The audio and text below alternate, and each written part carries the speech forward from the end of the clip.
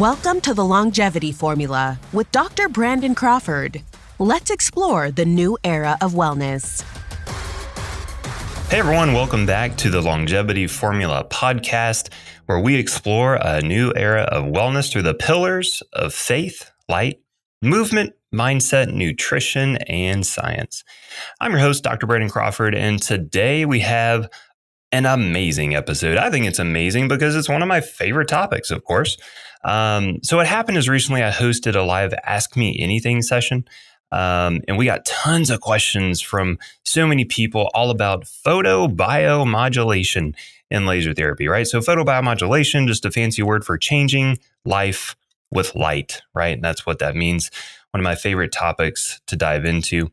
So this is so exciting. Obviously, I've been developing lasers over the past few years.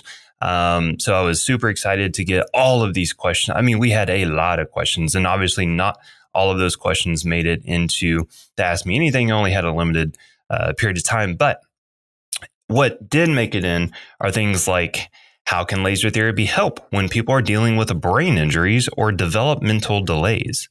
Can it really improve conditions like Parkinson's, gut issues, or even stroke recovery? What are the practical differences between various lasers, and how do you know which one is right for you? Obviously, several other topics and things were discussed, but those are some of the key things. So if you've ever been curious about how laser therapy works or how it could be applied to specific health issues, this episode will give you the answers you've been looking for. So thanks so much for joining, and let's get started. Because whenever we first posted about the Ask Me Anything, we got a ton of questions, right? So I'm over here looking at just a Google document of all types of questions. So I highlighted several that I definitely want to go over. And honestly, I love them. They're really good questions. So I want to start there, and then what we'll do is I'll leave some time at the end, and then open the floor to you guys. Or if I'm talking and you have a question, just let me know. Just chime in and ask away. So okay, I love this first question, and it's a really good one, and it really gives me a good opportunity to tell my neurosolution people, especially, what are the differences between the 528 Innovations laser and the Avant LZ30Z laser, right? And so if you've been following me, if you know anything about what I've been doing, so I've been using the Avant laser. Neurosolution has been a distributor of the Avant laser for several years, and I'm not saying anything bad about it. It's a great laser. We still use it. We're using it in the office today. We use it on many patients. It's great. There are some key differences, right? So there were various things that I definitely wanted to improve upon, and that was a factor in why we started 528 Innovations, where we will be the laser manufacturer, right? Or we are the laser manufacturer. The one thing, well, there's several things. One thing that I'll point out first is the concept of modularity. So if we look at the lasers here, right? So we have the Avant here in my right hand, the 528 in my left hand. One thing that I'll definitely always point out to you is this concept of the laser module. So what this allows us to do is, when we come out with some fancy new wavelengths, when, let's say in 2 years, we discover that this new wavelength cures this and does this and all these amazing things, you don't have to run out and buy an entire new laser. You can simply get a new module, which will be much more cost effective than having to get an entire new laser. It also helps us to develop more robust protocols. So if we want you to use red and then 975 and then violet and then green and all this kind of stuff, you can incorporate those. And if you did see my last podcast, like what Richard was talking about with Mike, the developer of Arc LED, there's reasons to use green. There's reasons to use longer wavelengths, like 975 and stuff like that. So it'll help you to be able to incorporate these different wavelengths at a much more cost-effective way. So that's one big thing. I will say, just from a usability, from a user standpoint, obviously I've been using the Avant for a very long time. What I'll tell you from our neurosolution side, the most common thing that fails that we have seen in the Avant is the fan, right? And that just makes sense. It's a part of the laser that physically moves, and so it's going to have a higher failure rate. When the fan would go down in this product, you'd have to send it in, we'd have to get it fixed, all the things. So the solution here is that I know, I'm excited too. So the thing about this is that we can actually, or we actually built the fan into the battery. Okay. So number one, you have a rechargeable battery, which is awesome. Because we drain the lasers all the time in practice, and I'll drain the laser on myself at home. Just grab a new battery, pop it in, you're good to go. But if the fan does fail, you simply get another battery, you pop it in, and you're back up and running. So you're not going to have like down laser time because of that. And again, that is the most common thing to fail. Whenever we started NeuroSolution and we really started to blend laser use with functional neurology and more complex disorders and this kind of thing, everyone asked the same thing. How do I use it? How do I use it? How do I use it? And so that created a lot of stress on us and our company. And it was really, something where we wanted to make sure that everyone knew how to use a laser, but we had legal, things we had to navigate through if you weren't a patient and all this kind of mess. So what we're doing in 528 is we've created this amazing display. The laser will connect to your phone or iPad, and we're developing programs. So myself and Kristen Hughes, she's our occupational therapist here. We're actually writing programs about how to use the laser for XYZ reason, right? So when it releases, you'll have access to various programs so that you're not like, great, I have this amazing tool. What do I do? And we want to do this in a couple of different ways. We want to deliver what we're calling quick start programs. So when you get it, you're like, great, quick start for this, quick start for this, right? And you can just start to use a laser safe and effective ways, whether it's performance optimization, whatever it is. But then also have more targeted reasons, whether it be a pain syndrome or, whatever it is. So have programs for that. Now, can we write programs for everything under the sun? No, don't have the time. We're going to always be iterating and building that program library. So, bear with me. And what I'll say is, if you need help with something, reach out. We'll support you best we can. Okay. So we're trying to solve this problem, which I don't want to say it's a problem. It's just we want to make sure we know we can make an amazing device. Done it. We've got betas. We've got, it's amazing. Okay. Seriously, like last time we were doing an AMA call on 528, I told the story about the kiddo that had a really strong Moreau. And I've never seen a Moreau integrate so fast as when I started to use the 528 laser on him. Now, I had a meeting, I don't know, maybe a week or two after that. And these people, they were doing a project with a separate laser company. They wanted to check us out. So they came in, they were looking at the lasers, and I gave him the laser, had him put it on the solar plexus, and I look over and this guy's crying. I'm like, what are you crying for? What did I say something? What's going on?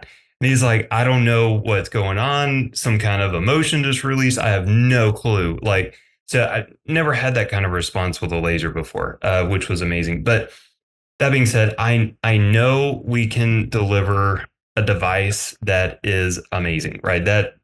That's done. Okay.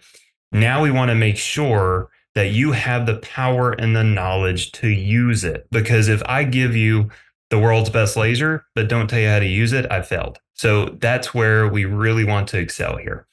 A few other things to point out, we are going to have a higher power. So this will be a higher power laser compared to the Avant. However, it will have a better safety rating. So the Avant is a class 3B laser.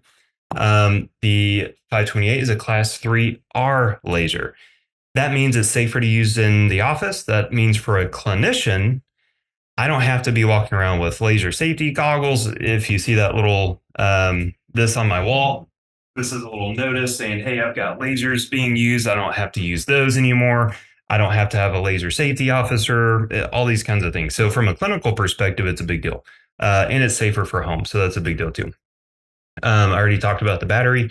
And then this is what we're making. We're making a laser system, a platform that we will continue to build on and iterate. And I'm not going to go in too many tangents here, but this device is going to be, it's going to have more bells and whistles in the future. So I could continue, but I don't want to speak an hour just on that one topic. So another question I definitely wanted to answer, and a lot of people asked it, and rightly so.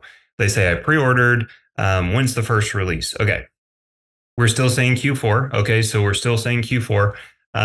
We did want to go through another round of beta testing, so we have another round of betas coming in just to make sure that we got just a few bugs. There wasn't much, but we want this to, again, we want this to be quality product when it drops.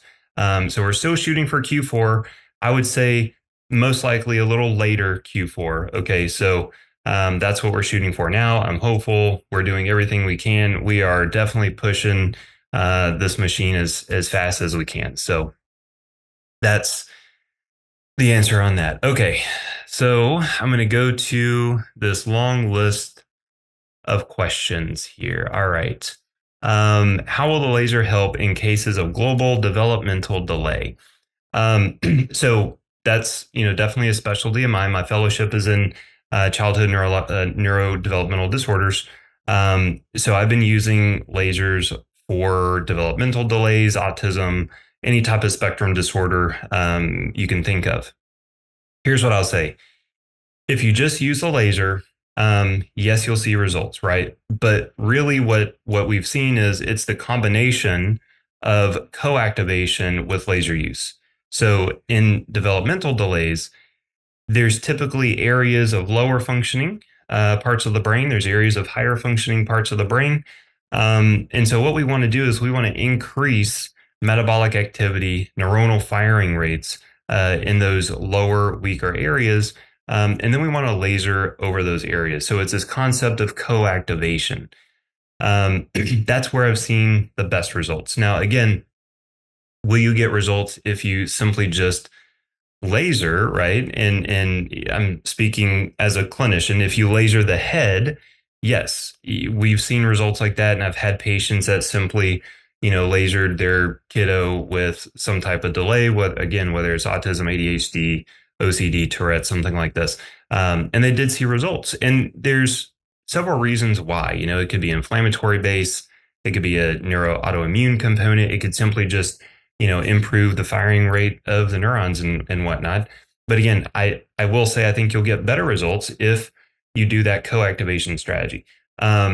We are doing everything we can to be able to fold in those types of programs within our legal bounds. Okay. So that is a conversation that we're engaging with our FDA consultants to make sure that, again, we can deliver as much as we possibly can, as long as the FDA, is okay with what we're giving you. Okay, so that conversation is happening right now. Oh, I love this one. Have you ever healed a leaky gut before with photobiomodulation? I highlighted this one because the answer is yes, like a resounding yes, actually. I have a good friend. He's a doctor in Florida, Dr. Steven Zanfini, and he actually did some cool pilot studies with the lasers for us. And he would run gut testing. He would do stool testing before he started working with people. He had a lot of gut disorders, dysbiosis, SIBO, parasites, all these things. And he did this round of where he would just laser all four quadrants, right? And so he would have multiple lasers. He would have the gut just lit up. And I don't remember the parameters. But the cool thing is that not only did symptoms change, but the labs change. So you would see autoimmune markers going to normal ranges. You would see SIBO markers change. And again, symptomatology would change too. He would actually have patients reporting parasites coming out of them while they were just doing the laser therapy. So the answer is yes. Absolutely. You can address a leaky gut by using lasers for sure. Would this help Parkinson's? Yes, I've seen it clinically, right? So I'm speaking as a clinician. Yes, laser therapy, not only have I seen it help Parkinson's, but there actually are papers written on this. One of my friends actually, she's in Italy. She is a researcher. She also owns another photobiomodulation company. She did some really good research on Parkinson's and photobiomodulation. I went and spoke at La Sorbonne University with her actually a few years ago, and we got to catch up on that. But the answer is yes, it can help with Parkinson's. Parkinson's is a multifactorial disease. Yes, it's a neurodegenerative disorder. Yes, it involves, reduction in dopamine production from the substantia nigra, pars compacta, et cetera. But there's so many other things to consider there. Again, is it neuroautoimmune? Are there mycotoxins? Is there a gut disorder? All these things, right? But the answer is yes, it absolutely can help with Parkinson's. This next one is huge. Can this help improve damage caused by an ischemic stroke? So again, I'm speaking as a clinician. We see ischemic strokes all the time. In fact, we see hypoxic and anoxic type of brain injuries on the regular, right? There was one point where we were booked out like many, many months in advance, and it was largely anoxic type of brain injuries. Now, there's a lot of things to discuss here, and actually, I wrote about it in my book that we're looking to publish. We're trying to figure out who's going to publish it. We're going through that process right now. But when you have an ischemic stroke, that means there's reduced blood flow, lack of blood flow to an area. Well, there's something called a no reflow phenomenon, and there can be secondary damage caused by the damage in how those blood vessels respond. Like they can actually reflexively open and allow too much blood flow to come in. That's called a no reflow phenomenon. So it's not always just about let's push blood in, let's push blood in. This is where photobiomodulation excels big time. It modulates blood flow, right? So everyone is like, oh, you increase blood flow, you increase blood flow. Well, the rhetoric should actually be it modulates blood flow, because what it's going to do is it's going to start to allow blood flow to start to come back into these regions that did not have any, but it's not going to allow for that big rush to come in, right? And when you look at the literature, you're going to see that photobiomodulation is oftentimes referenced as the great regulator or the great modulator, right? So you'll see there's some studies that look at calcium influx into the cell. Well, that can be excitotoxic, right? If you get too much calcium in the cell, that can be the initial cascade of inflammation. Well, some studies show that photobiomodulation increases calcium influx into the cell, while some studies show that it reduces calcium influx into the cell. Again, it's modulating. You still have to have calcium in the cell. So what if this cell needed it and that cell didn't? That's where photobiomodulation will regulate. Same thing with NF-kappa B. NF-kappa B is a double-edged sword. You have to have it to create neuroplasticity. Too much of it and you get excitotoxic. Same thing in the research. You'll see photobiomodulation will raise in some studies, lower it in some studies. Again, it's modulating. Why I love this thing. Okay. Any long-term side effects from using the laser? Absolutely, there's long-term side effects. You're going to be happier, healthier, and have a better life. Here's the thing. We are designed to be under light. And we're not designed to be under these fluorescent lights. We are designed to be under red, infrared light all day long. Like this is what we're designed to be in. Now, obviously the sun is full spectrum. I get that. However, the majority of the sun's rays are red and infrared. That is what we are designed and programmed to live with. Okay. So long-term side effects. No, I mean, okay, if you take the laser and just stare into it for an hour and you burn your retina, yes. So don't use it like that, right? So as long as it's being used in a way that it's supposed to be used, and you work with a doctor, you listen to us, or you follow the programs or whatever you're doing, it's going to be good. Okay. All right. This was a good one. Okay. We laser our son when he's sleeping. Does that have a more or less positive effect? Okay, so I've told people for various reasons to use a laser while they sleep. The main reason why I'll do this is to enhance or modulate the glymphatic system. So your glymphatic system is the system that activates in your brain, in your central nervous system, when you're asleep. And it's doing many things. It's cleaning up debris, metabolic debris from, all the thought processes and all the activities that your brain was doing during the day. It's modulating the inflammation. It's getting rid of inflammation. It's doing what it's supposed to do there, right? It's taking out the trash, right? If you don't do that, this is when you wake up all groggy. Like you wake up and you're tired and you have to, it takes till 10 a.m. to actually finally get your brain turned on. You're still slamming the caffeine and you're just never really that nice, clear headed self. There's other things and other ramifications that come from this, but this is a big reason why I like people to use a laser when they're asleep. And specifically in stage 4 and REM is ideal. Side note, tangent. Again, I'm known for tangents. Sorry. I was working with someone's son. He was actually another doctor. He had an autistic kid. It was a nonverbal autistic kiddo. And he said, "Hey, can I just use a laser on his head all night?" And I said, "Well, that's a large dose. I'm known to push the limits, but I can't recommend that. Never seen anything that suggests it. I probably can't recommend it clinically." And he said, "Great, I'm going to do it." And so he did. And so he said, "Well, if I were to do this, what would you recommend?" Right. So I gave him some dosing parameters and whatnot. And I said, "Again, I don't recommend it." He said, "Thanks, I'm going to do it anyway."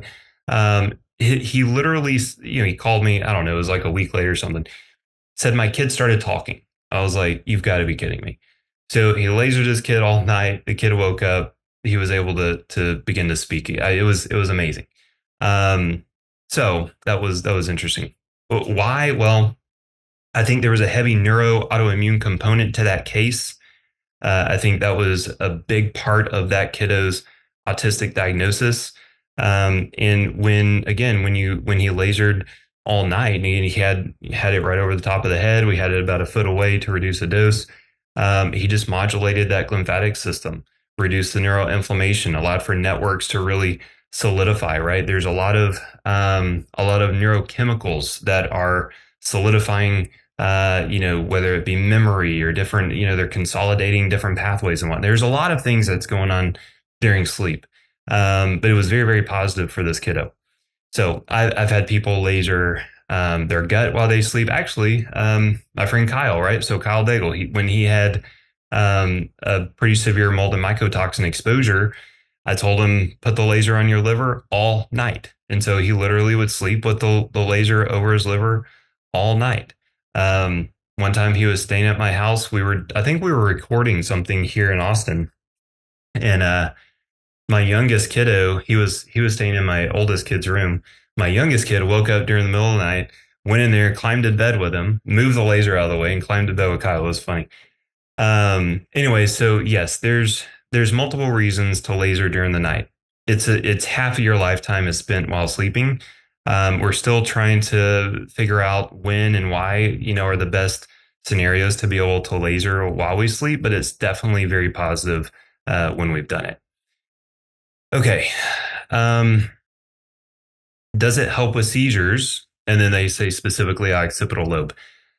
This is a conversation that I have clinically almost every day. We see a ton of seizure disorders.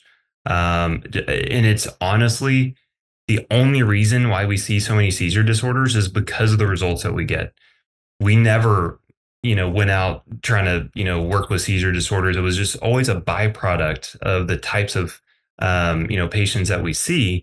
And what we notice is over time, people would report back, "Hey, seizures are better, no more seizures," like all this kind of stuff. So the answer is yes. Now, here's some caveats that we've found along the way. We want to start with longer wavelengths. And we want to start with longer wavelengths because the longer the wavelength, the lower the energy per photon.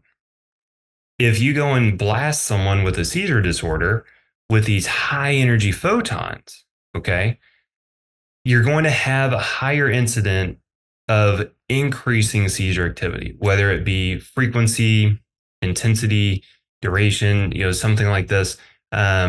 You have a higher likelihood of increasing that seizure activity. It's still transient, right? So it's not like we increase that seizure disorder forever and ever. It's still a transient rise, and I still see them improve. But if we start with that longer wavelength and slowly work them into the shorter wavelengths, we have a very high success rate, and we have we lower our risk of increasing any kind of seizure activity at that point in time. So, which, by the way, is another big differentiator in the Avant laser and the 528 laser. And again, I'm only comparing those two because that was a question that was asked. The Avant is 635, 637 something nanometers, which is red, and they have 808 nanometers. We have the 638 nanometers, 808 nanometers, plus the addition of 975 nanometers, which is even longer. This was one reason why I wanted a longer wavelength, because we see so many complex neurological disorders that do have seizures. So I want to get even longer wavelength to work with this population. There's other reasons to use 975. I believe I talked about that on the previous call in 528. If someone wants that recording, just reach out and we can get it to you. Okay.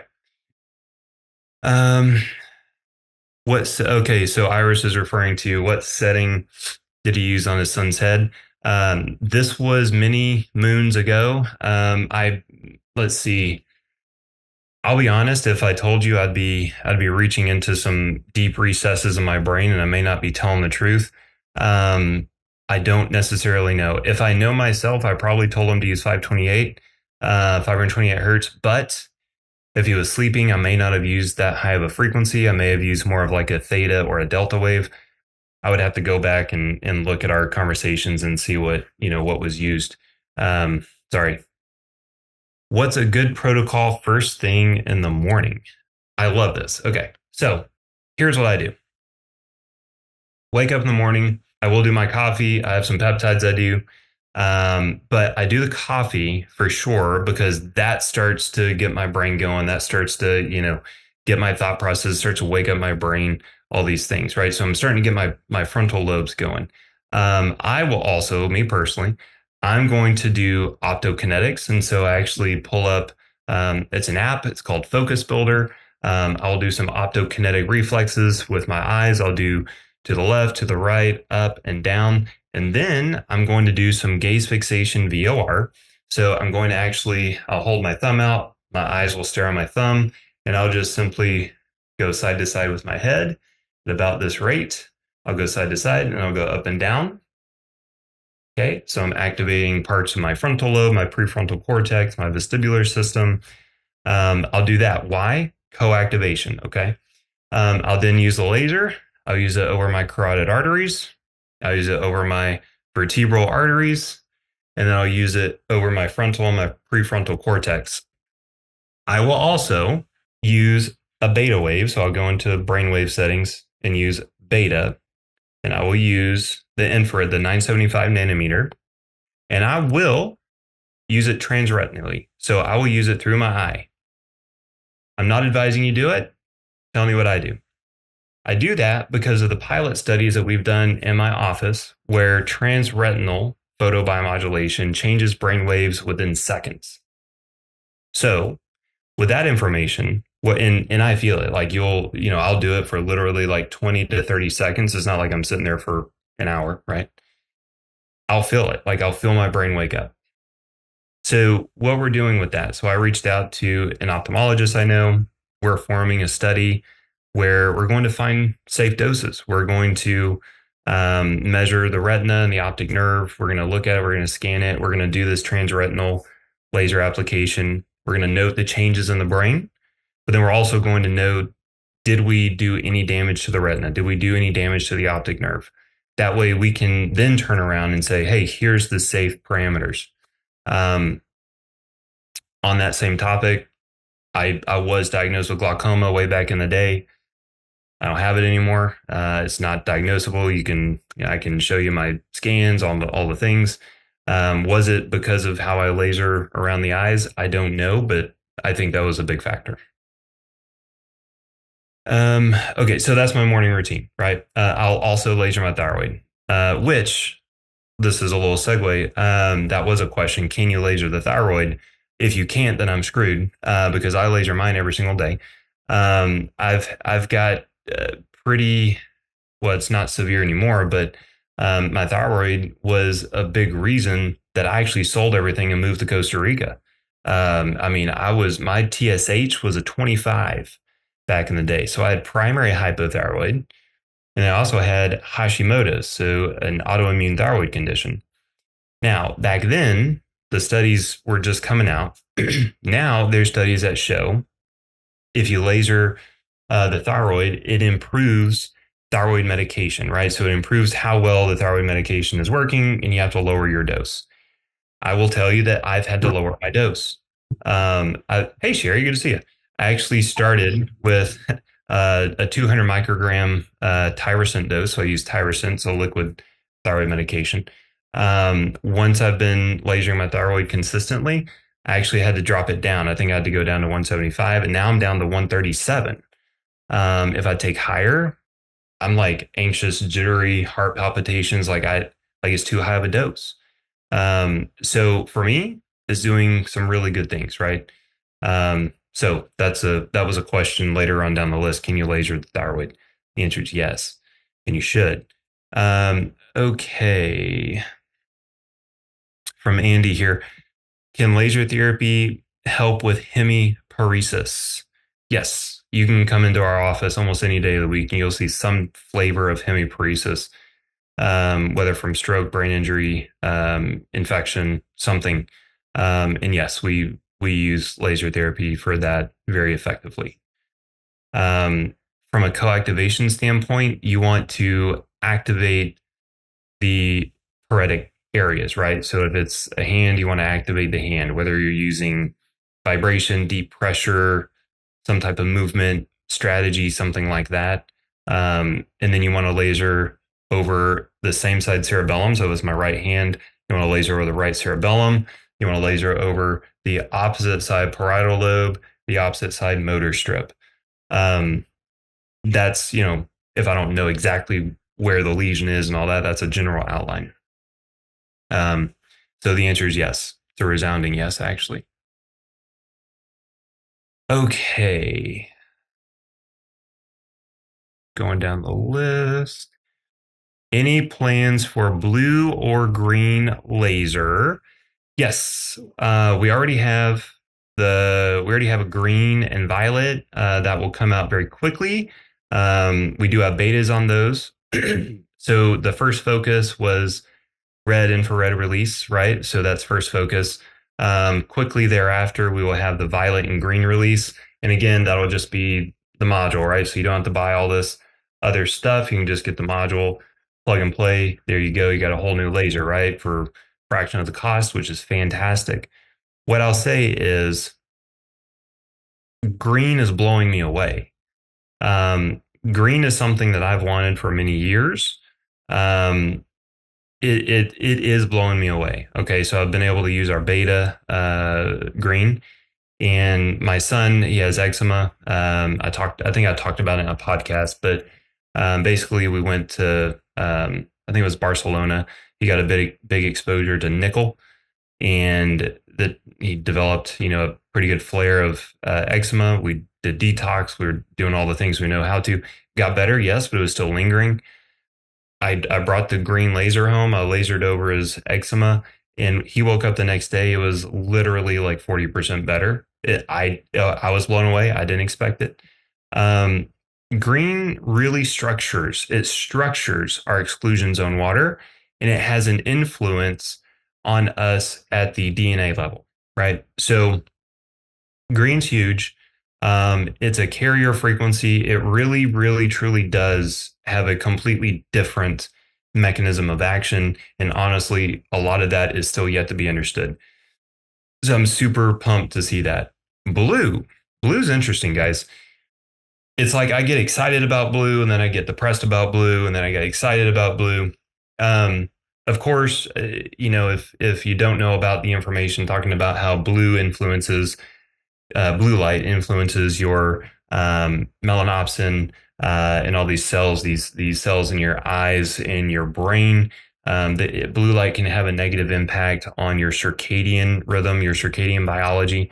So you don't want to like inundate yourself with blue. But I was actually just reading a paper yesterday or day before, talking about how blue actually has this really cool interface on how it reduces adipocytes, so it actually reduces fat stores, and then actually has this regulatory component where it influences the hypothalamus, and so it actually, has this whole nother mechanism that again still don't fully understand it, but so we currently don't have blue like in the product lineup as far as like, hey, this is for sure our next thing. But what I'll tell you is that we could very quickly iterate and say, hey, let's put blue out there. And if I keep seeing research like what I was just referencing, we will. I mean, there's no reason why we wouldn't.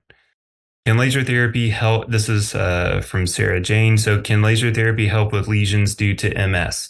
Yes, there's actually studies on that. I've had multiple patients with MS. Obviously, the earlier, the better with this. And what I'll tell you is you want to use it over the peripheral nerves. You want to use it over the spinal cord. You want to use it over the brain. In fact, I knew one of the longest living people with ALS. I know it's different. So ALS is Lou Gehrig's disease, similar etiologies. And he was a cardiologist. I said, what's your secret? How have you gotten around? And it wasn't just that he was alive, it was that he was functional. And he literally told me, he said, I laser my entire body every single day. And I said, dude, why don't you like get a red light bed or something? He said, no, there is a difference. This was him. He said, no, there is a difference in using the laser versus the LEDs. And I said, I know it's a Kia versus a Ferrari. I get it. But I was, it was cool that he was able to point that out. And that was just from his real life experience.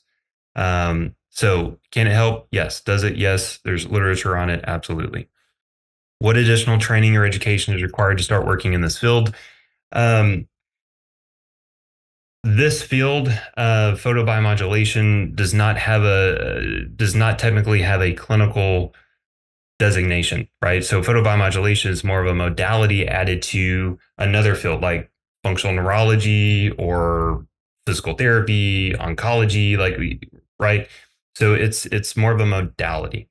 I was asked to help produce a PhD program in photobiomodulation many years ago. I said no, I didn't have the time. I would love to be able to produce a clinical degree program for photobiomodulation. I've loosely had some discussions with some people out of Cornell University. I think if I wanted to do that, I think I could do it there. So for now, I don't know what to tell you. You can continue to listen to my podcast. No, I'm kidding. If you're looking for like training in photobiomodulation, I absolutely want to continue training. I've had to really kind of step back from education over the past year, largely to focus on developing the laser and focus on a few other projects. But I do want to really hit it hard again. So education is important to me. I know that in NeuroSolution, we've done conferences, we have some recordings, etc. So you can reach out to Jill at NeuroSolution, so info@neuro-solution.com. And I can try and get you, what you're looking for. So I'm not sure exactly what you're looking for, so we can continue that conversation. Okay, Iris, what causes tics and how can I calm them down? So you're talking to a guy that used to have Tourette's, as did one of my sons. And I don't have tics anymore. I had a vocal tic. I had a physical like neck, shoulder tic as well. So this is a story about the direct, indirect, and hyperdirect pathway. Largely, the hyperdirect pathway is typically where I like to focus. The hyperdirect pathway comes out of the right prefrontal cortex. Largely, it comes down, and it really starts to integrate and increase the indirect pathway. It basically gives you the ability to inhibit. This is largely a neurological discussion, which is fantastic. From a laser perspective, you can use the laser over the right prefrontal area. I like to use it through the temple. I'll use it through the temple because with that type of angle, you're going to actually have a good influence over the midbrain. It's a great way to laser the midbrain through the temple. So what causes it and how can you calm it down? That's a longer discussion and largely more neurological. Can you use lasers and should you? Yes, absolutely. Maybe something for next time, or maybe something in like a neuro solution. I don't know. We'll figure it out. Will there be guidance for Lyme and dystonia? I know it depends on each patient. As much as we can possibly give you, yes. Okay. I think Lyme would be easier, simply because I can help you. I can give you protocols for the immune system, for autoimmune, like this kind of stuff, without saying, hey, this is what treats Lyme. So that's kind of the way that we're navigating that. In fact, the immune protocol that we have in NeuroSolution that we've been using for many years, I actually developed that for a cancer patient out of Belgium, I think, and it has performed extremely well. And that's the immune protocol that we have in our NeuroSolution manual. Again, I'm not saying it's a cancer treatment or anything like that. I'm just saying like that's what we use it for. And it's called the immune protocol. We've used that for Lyme. We've used it for various autoimmunities. We've used it for COVID, long haul COVID, this kind of stuff. It's done well. So I think that one would be easier. Dystonia is interesting, man. Like I've worked with all different types of dystonias, and I've yet to see a case of dystonia that was exactly like another case that I saw. I'll say it that way. So could I put a dystonia treatment, protocol in the laser? Perhaps. I think it would be more about like a general brain health, movement disorder health, like something like that. And then just make sure that you're working with, a good functional neurologist as well. Is there a limit on how much you can laser the brain, whether that's with infrared or red, for example, motor strips, etc.? Okay. So yes, there's a limit, right? So this is a discussion about the biphasic dose response curve, aka hormesis. So I was just talking with someone. Where were they? They were in Slovenia. And it was a patient, and they were wanting to have advice on how to use the K laser because they already have the laser and they wanted our help because we laser the brain, etc. And what I was trying to explain to them is that the type of laser beam that's being produced by that laser is very collimated, right? And so it's very focused. So we're going to have to reduce the power quite a bit, like well below what we're using in our laser. And it's because of the type of laser beam that it is, right? So just like you can take a magnifying glass, you can go outside, you can burn ants, right? You can focus the sun's energy and burn the ant. You can do that the opposite, right? You can spread those photons out and you can actually increase the dose, right? Without causing harm. So in our laser, we've designed a type of laser beam that we can have a higher power, but a safer quality laser. So we can laser over the brain for longer. We can laser over the body for longer and not cause harm. So I say all that to say this. That question hinges on what laser you're using, right? So we'll give you parameters within hours of, 2 minutes, 3 minutes, 5 minutes. etc. Right. So we'll give you those parameters. Um, but yes, there is a hormetic curve that we need to adhere to. I can't give you dosages for other products that I haven't really used. Okay, so tell you what, so we got roughly 10 minutes or so left.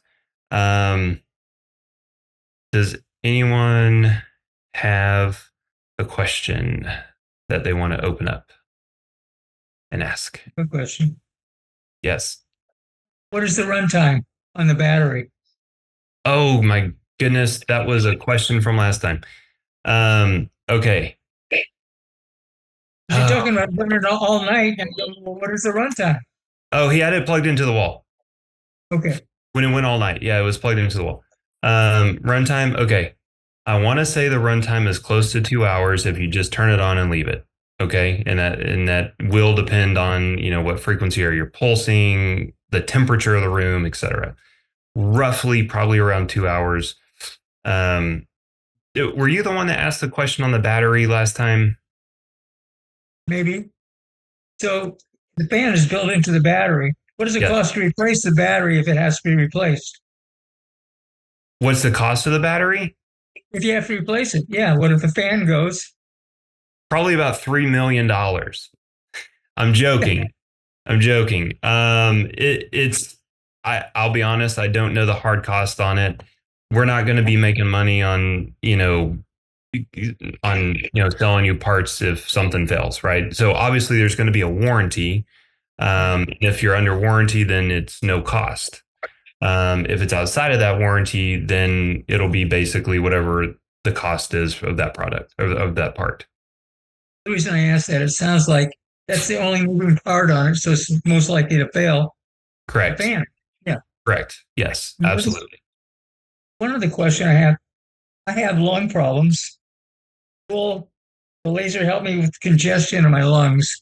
Like, I have trouble clearing out mucus. I typically during the course of the day, a couple of times I get large masses of mucus that include my, bronchioles, and I have trouble breathing till I cough them up.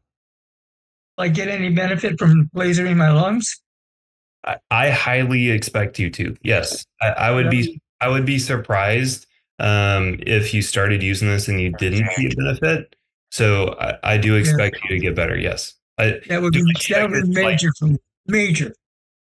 Yeah. That is that's Well, I'm really curious, to see how this helps you. So I definitely want to follow up and see how you're doing with that. for sure. Yeah. I love this technology. Yeah, me too, man. I have a question. Yep. So, Go for it. hi, this is Michelle from New Zealand. Hey, how's it going? So I'm looking at purchasing this for a clinical setting for our clinic. And we don't use any lasers at the moment, but we're looking at different ones and we're not quite sure where to go. So, we have some of our clients we see weekly. Some of them we do intensives with. If we're seeing clients weekly, say, for example, if you have a client with tics and they're doing their program, their movement program with us, and then, they come to us for their one session a week, we're lasering them. Is this effective just once a week? It is. But if the goal is to establish neuroplasticity, then we need to consider frequency, intensity, and duration of stimuli. So I would argue, yes, it would be beneficial, and especially if, whether it be finances or whatever, right, they're only able to come in once a week, then we absolutely want to add photobiomodulation because it's only going to enhance what you're doing, and it's going to increase your brain-derived growth factors. It's going to increase all the things that you need to help create neuroplasticity faster. So you absolutely should be using it, especially in those scenarios. What's up, my man? Okay, so can you use this to shift yourself into more vagal tone? Like, I think I'm running parasympathetically dominant, so I'd like to have more vagal tone going on. Yeah. So the answer is yes. And the cool thing is, so when we were at the biohacker conference, I had someone She came up and we did our carotid artery lasering, and we did a vertebral artery, and I did GB20, which is an acupuncture point over the top of the head. And she came back to me maybe a few hours later and she goes, I don't know what you did to me, but my aura ring registered that I was taking a nap whenever you were lasering me. And I was like, whatever. And she like pulls it out and she shows me. She's like, look, and it did it. It showed her taking a nap during the time that I lasered her. And I was like, did you take a nap? She's like, no, I didn't take a nap. So yes, and the discussion around that is, look, it's regulatory. So the majority of people need more vagal tone. It's just because of the type of society we live in and the stress that we're under, et cetera. And the vagus nerve comprises about 75% of your parasympathetic nervous system. So if you use a laser and it's going to regulate your nervous system, it's likely going to increase vagal tone, right? Have I had patients where we needed more sympathetic tone? Yes, I have. And in those patients, the laser increases sympathetic tone. Again, it's modulatory. It's fantastic. Good question. There's a couple more questions for everyone. I've just been putting these questions in the Google Doc for Brandon. So there's 3 more questions that were put in the chat. Oh, so what's the difference between the regular Avant laser and the new one you've just come out with? Is there more effective than the other specific areas? Okay. So Andy, I want you to watch the recording because I opened up talking about comparing the 528 laser to the Avant. And that was just because I was asked to. That was a recurring question that we were getting. I'll just reiterate, I still use the Avant. I think it's a good product. A big reason that we started 528 Innovations is because we saw how we could advance laser technology and create something better. I mean, that's essentially a big reason why we made it. So I would say we'll send the recording out to you and you can listen more to that. If you still have questions about the comparison of Avant to 528, please follow up, let me know so I can answer those questions for you. Okay, people are reluctant to try new therapies. Any suggestions on approaching this subject with family and friends? Yes, here's how. There's thousands of research articles that have been done over photobiomodulation. Literally thousands, been researched since the 1960s. Hundreds of human clinical trials, okay? I'll say it this way too. If there were a drug or a medication that did everything that photobiomodulation does and was as safe as photobiomodulation is, everyone and their dog would be on it. I'm telling you, people would be standing from the rooftop screaming, everyone needs to be on this product. The safety profile is almost not comparable, right? Like the how safe photobiomodulation is amazing, especially coupled with all of the potential upside, with how many things that it has the potential to do. So those are typically the ways that I talk about it. I'm never going to talk anyone into doing a therapy or a treatment of any type. I just want to point them in the direction of the research has been done. It is safe. It is effective. I can't find a reason why not to use it, right? That's typically the conversation I have. Okay. Prefrontal cortex setting. Iris is referring to a neurosolution setting that I made for the prefrontal cortex on temple for tics duration. Okay. No, for tics, I want you to use, if you go into brainwaves and you find your sensory motor rhythm, sensory motor rhythm is AKA a low beta brainwave. I want you to use low beta. I don't know the clinical picture, so I would start with infrared. And I would use it for, again, I don't know the case. I would start with 2 minutes over the prefrontal. I typically end up, going for anywhere from 3 to 5 minutes over that area. And I'm not just going to go through the temple. I will go through the temple, but I'm going to sweep over the entirety of that prefrontal cortex while I'm doing that. I will want to co-activate, right? So we can do go, no go activities. We can use the Mindy, which is a really cool device. You can increase blood flow into the prefrontal cortex by using the Mindy. We can do that VOR gaze fixation with VOR activities. There's various ways to co-activate the prefrontal cortex. But you want to use sensory motor rhythm. That's just something that I've seen that has worked most effectively. Okay. Psoriasis, this laser, or green, like you discussed for eczema? Both. The answer is both, because red and infrared have been documented to help psoriasis.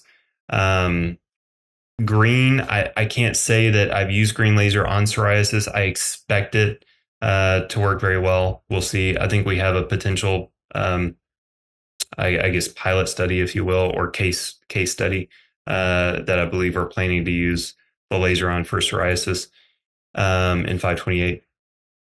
So to be determined. There's one more from Shannon. How about for brain stem stroke? All right, brain stem stroke. Yes, you should use it. Now, obviously, there's two different types of stroke, hemorrhagic and ischemic. Obviously, you need to deal with the acute effects of the stroke. So obviously, you go to the hospital, do all the things. This does not take the place of any kind of medical care. But yes, so when it comes to the brainstem, we just have to understand where to use a laser in order to access it. We have this area behind the ear in neurosurgery. It's called the retrosig. So it's this area right behind the ear. When you put the laser like on the body, like on your head like this, and you have that angle, that's a great angle in window in to what's called the rhombencephalon. The rhombencephalon is comprised of the cerebellum, the pons, and the medulla. So here, I'm behind my right ear. I'm having more of an influence on the right cerebellum, the right side of the pons, and the right medulla. How do you increase your specificity? Well, you do it with co-activation. So if I want to influence more of the cerebellum, I do a cerebellar activity. I'll do some arm circles, vibration, something like this. If I want to have more of an influence on the pons, I might stim the tongue or do some kind of trigeminal nerve stimulus or something like that. If I want more medulla, maybe I'll do some vagus nerve activation or some kind of medullary-based activity, right? To increase the metabolic rate of those nuclei, then I'm going to have a more specific targeted response. Another window in is through the mouth. So through an open mouth with an angle up, that's going to be hitting the front of the brainstem, largely the pons and the medulla. I have gone through the posterior aspect, right along the EOP, like right at the base of the skull, pointed up. That's going to be more midline cerebellum. There is, studies that look at lasering up the nose. In my clinical history, this has a greater influence over Klaboch's plexus, which is a very rich capillary bed that runs up into the prefrontal cortex.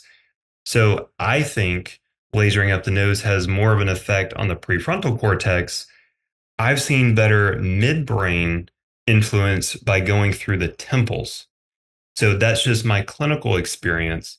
And through the eye, when you look at the optic tracts, it goes right through the top of the midbrain. Again, I can't recommend anyone laser through the eye. I'm just telling you what I've done clinically. So those are the windows into the brainstem. Again, co-activation is a huge, huge, huge friend of yours when you're lasering the brainstem. Well, we're about out of time. If anyone has any last minute questions, let me know. Otherwise, we will get this recording sent out to everyone. I appreciate everyone being on again. How do we order? Good question.